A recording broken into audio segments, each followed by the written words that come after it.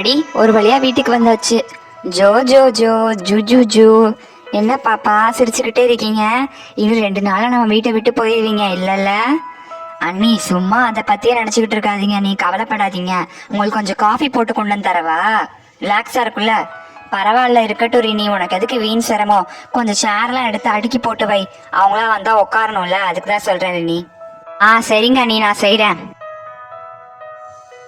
கண்மணி சகலத்தையும் ஆள்ற அந்த அம்மனே சொல்லிட்டா அது அவளோட குழந்தைன்னு. நீ அங்கேயே குடுத்துட்டு வரல, இல்ல மறுபடியும் வீட்டுக்கு வர கொண்டு வந்து தரணுமா? அது வெட்டி வேலை உனக்கு தேவையா? நீ ஏமா கஷ்டப்படுற? அதை அண்ணி பாத்துப்பாங்கம்மா. நீ சும்மா ரெடி, நீ பேசவே வேணாம். சரிம்மா, நான் பேசவே மாட்டேன். இது பேசாம தப்பு தப்புனே சொல்லுங்க. நீ அமைதியா இங்க வந்து பெட்ல உட்காந்துக்கோ, யாருக்கிட்டையும் நீ பேசவே கூடாது. இங்கேதான் உட்காந்துருக்கணும் இந்த பஞ்சாயத்து முடிகிற வரையும். சரிம்மா, நான் இங்கேயே உட்காந்துக்கிறேன். கண்மணி வாப்பா சிவா, வா வா. வீட்டுல நடக்கிற விஷயம் எல்லாம் தெரியுமா? உன் பொண்டாட்டி பண்ண வேலை என்னன்னு தெரியுமா? அதெல்லாம் எனக்கு தெரியுமா, அது சும்மா சும்மா சொல்லிட்டே இருக்காதீங்க, எனக்கு கடுப்பு தான் வருது. வாங்குங்க, வாங்க வாங்க, போய் உட்காந்துக்கோங்க. என்ன வாங்க சம்பந்தி வாங்க. எங்க அந்த குழந்தையோட அம்மாவை ஆளை காணோம்? வந்தாங்களா இல்லையா? எங்க ஆளை காணோம்? இந்த பின்னாடி வந்துட்டு இருக்கா சம்பந்தி. அம்மாடி எம்மா பெரிய வீடு. உட்கார்ற சோஃபா மேல ஒரு ரூம் இருக்கே, பெரிய வீடா தான் இருக்கும் போல. வசதி உள்ளவங்க தான் போல. சரி உள்ள போவோம். என்னங்க என்னை வீட்டுக்கு வர சொல்லிட்டு என் குழந்தைய என்கிட்ட தரமாட்டீங்க? எப்பங்க என் குழந்தைய தருவீங்க? நானே என் குழந்தை கிடைச்ச சந்தோஷத்துல இருக்கேங்க. எனக்கு உறவுன்னு சொல்லிக்க யாரும் இல்லைங்க. எனக்கு எங்க அம்மா மட்டும் தான் இருக்காங்க. இந்த குழந்தையோட அப்பா இறந்து 2 வருஷம் ஆச்சு, ஒரு ஆக்சிடென்ட்ல இறந்துட்டாங்க.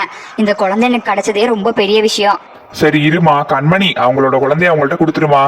மாமா, நான் இந்த குழந்தைய பிரிஞ்சுனால இருக்க முடியாது. ஒரு 2 நாள் மட்டும் நான் வளர்க்குறேன், ப்ளீஸ் மாமா.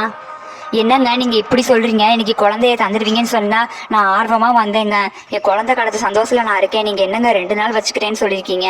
என் குழந்தைய காணோன்னு தேடி இப்ப உங்க வீட்டுல தான் இருக்குன்னு சொன்னதுக்கப்புறம் நான் எப்படிங்க வீட்டை போய் நிம்மதியா இருக்க முடியும்? என்னோட குழந்தை இல்லாம நான் வீட்டுக்கு போக மாட்டேங்க, என்கிட்ட கொடுத்துருங்க. அவங்கதான் 2 நாள் வளர்க்குறேன்னு சொல்றாங்க, ப்ளீஸ்ங்க.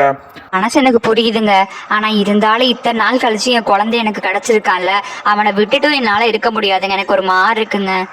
சரி சரிம்மா, நீங்க பொசுக்குன மயக்கம் எங்கேயாவது போட்டுறாத. அத்தை நான் ஒரு 2 நாள் மட்டும் இந்த குழந்தைய வச்சுக்கிறேங்க அத்தை. அப்புறம் 2 நாளுக்கு அப்புறம் கண்டிப்பா இவங்கள்ட்ட கொடுத்துட்றேன் அத்தை. இத்தனை நாள் தூக்கி வளர்த்த எனக்கு ஒரு மாதிரி இருக்கு அத்தை கொடுக்கறதுக்கு.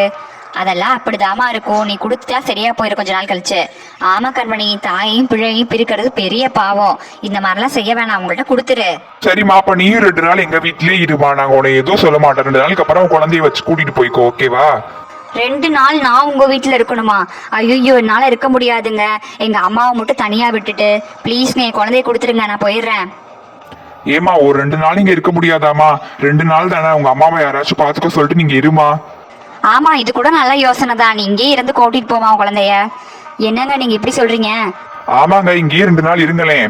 ஆமாங்க, ப்ளீஸ் ப்ளீஸ் ப்ளீஸ், இங்கே 2 நாள் இடுங்க ப்ளீஸ். 2 நாளா?